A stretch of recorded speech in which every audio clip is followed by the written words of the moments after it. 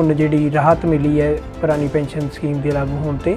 ਇਸ ਕਰਕੇ ਅਸੀਂ ਸਰਕਾਰ ਦਾ ਤਹਿ ਦਿਲੋਂ ਧੰਨਵਾਦੀ ਹੁੰਦੇ ਹਾਂ ਕਿ ਉਹਨਾਂ ਨੇ ਜਿਹੜੀ ਹੈ ਸਰਕਾਰ ਨੇ ਮੁਲਾਜ਼ਮਾਂ ਦੀ ਜਿਹੜੀ ਹੈ ਬੜੀ ਪੁਰਾਣੀ ਮੰਗ ਨੂੰ ਜਿਹੜੀ ਹੈ ਮੰਨ ਕੇ ਇੱਕ ਉਤਸ਼ਾਹ ਦਾ ਮਾਹੌਲ ਬਣਾਇਆ ਹੈ। ਪੁਰਾਣੇ ਮੁਲਾਜ਼ਮਾਂ ਨੂੰ ਪੈਨਸ਼ਨ ਮਿਲਦੀ ਹੈ, ਉਸੇ ਤਰੀਕੇ ਨਾਲ ਹੀ ਪੈਨਸ਼ਨ ਲਾਗੂ ਹੋਵੇ ਤੇ ਸਭ ਦਾ ਧੰਨਵਾਦ ਜੀ।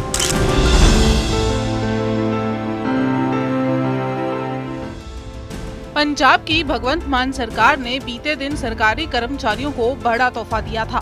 सीएम भगवंत मान ने दिवाली से पहले घोषणा की थी कि सरकारी कर्मचारियों के लिए ओल्ड पेंशन स्कीम को लागू करने का फैसला किया गया है।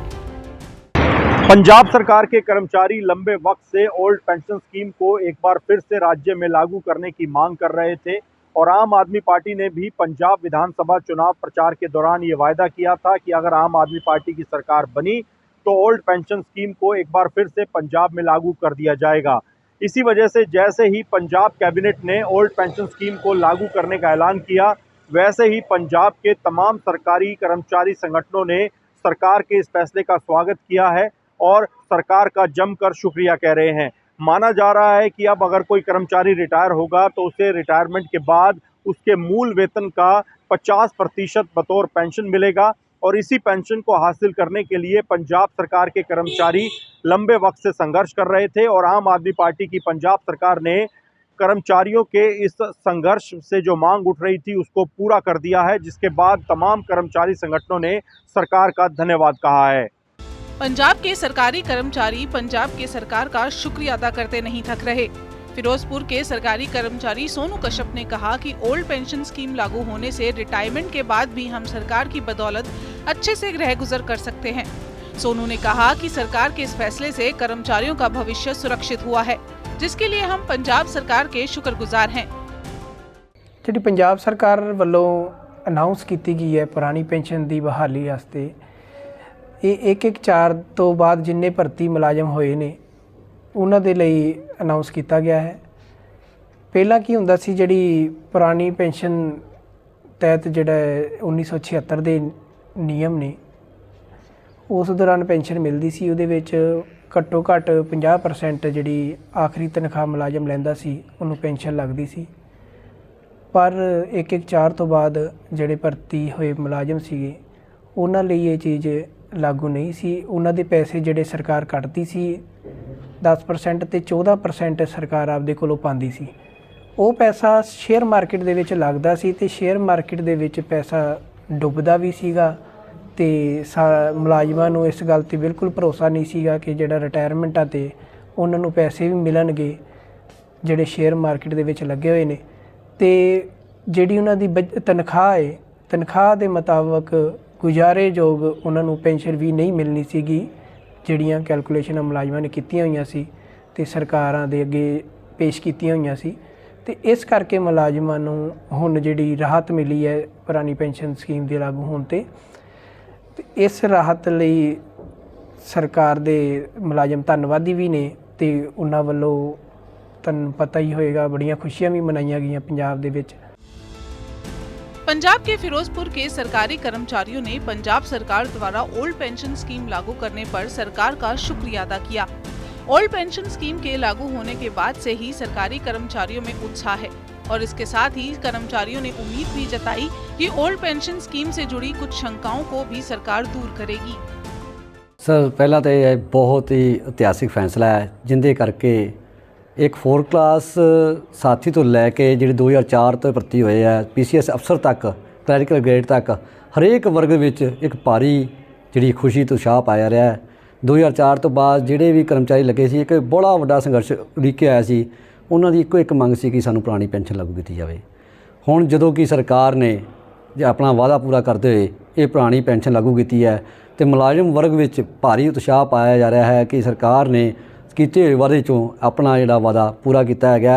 इस वादे दे नाल कर्मचारियों का मनोबल जिहड़ा बड़ा उच्चा होया है। उन्हां दी जिहड़ी एक शंका सी कि असीं रिटायरमेंट तो बाद अपना जीवन यापन किवें करांगे, जदों कि 2004 तो पहला 1972 की स्कीम लागू हुई सी, उहदे नाल कर्मचारियों का भविख सुरक्षित रहिंदा सीगा। एक जिहड़ा शंका सीगी कि उस तो बाद की बनेगा, वो सरकार ने ये पुरानी पेंशन लागू करके जिहड़ी है शंका दूर करती है। ਹਾਂ, ਇੱਕ ਜਿਹੜਾ ਕੁਝ ਕਰਮਚਾਰੀਆਂ ਵਿੱਚ ਇਹ ਸ਼ੰਕਾ ਸੀ ਕਿ ਇਹ ਜਿਹੜੇ ਲਾਗੂ ਹੋਣਾ ਹੈਗਾ, ਪੂਰੀ ਪੈਨਸ਼ਨ ਲਾਗੂ ਹੋਣੀ ਹੈ ਜਾਂ ਨਹੀਂ ਹੋਣੀ ਹੈ, ਉਹਦੇ ਬਾਰੇ ਵੀ ਸਾਨੂੰ ਉਮੀਦ ਹੈ ਕਿ ਸਰਕਾਰ ਹੂਬਹੂ ਜਿਹੜੇ ਹੈ 2004 ਤੋਂ ਪਹਿਲਾਂ ਜਿਵੇਂ ਪੈਨਸ਼ਨ 1972 ਦੇ ਰੂਲਾਂ ਮੁਤਾਬਕ ਮਿਲਦੀ ਹੈ ਉਹ ਸਾਡੇ 'ਤੇ ਲਾਗੂ ਕਰੇਗੀ।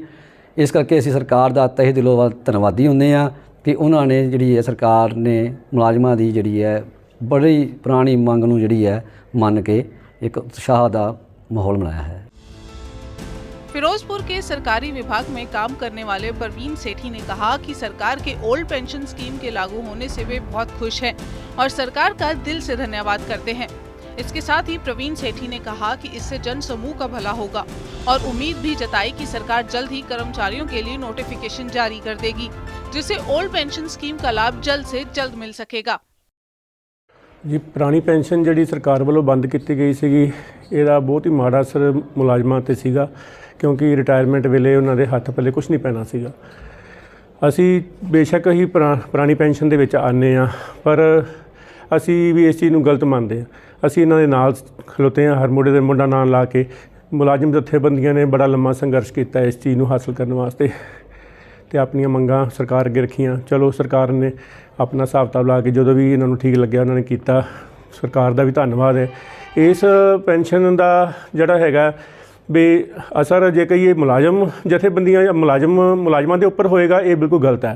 ये जिहड़ा असर हैगा समूह जनता समूह समाज के उत्ते असर हैगा इस चीज़ का, क्योंकि देखो कल नूं कोई दुकानदार है, कोई बिजनेस करता है, कोई प्राइवेट जॉब करता है, उन्हों का भी बच्चा किसी सरकारी गौरमेंट जॉब के विच लग सकता है तो उन्होंने भी जेकर CPF वगैरह जे NPS लागू होवे तो वो बड़ी माड़ी गल हैगी है। इस करके ये सारे समाज के उत्ते इहदा असर हैगा तो मेरे हिसाब नाल सरकार ने बहुत वधिया ये काम किया है तो असी सारियां जथेबंदियां मुलाजिम सारियां खुश हैगियां ने इस चीज़ के उत्ते सरकार नूं चाहिदा हुण कि इस संबंधी जिहड़ा नोटिफिकेशन भी हैगा वो जल्द तो जल्द मुलाजमां दे सामने लिया जाए, दिता जाए।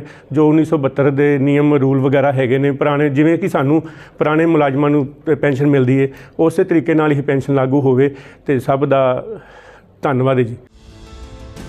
उन्होंने कहा कि इससे लाखों कर्मचारियों को फायदा होगा।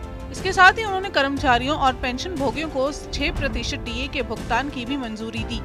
ये स्कीम 1 अक्टूबर 2022 से लागू कर दी गई। जैसे ही पंजाब सरकार ने ओल्ड पेंशन स्कीम को लागू किया, उसके बाद से ही सरकारी कर्मचारियों ने सरकार का आभार व्यक्त किया है और इस ओल्ड पेंशन स्कीम के लागू होने से सरकारी कर्मचारियों में भारी उत्साह है।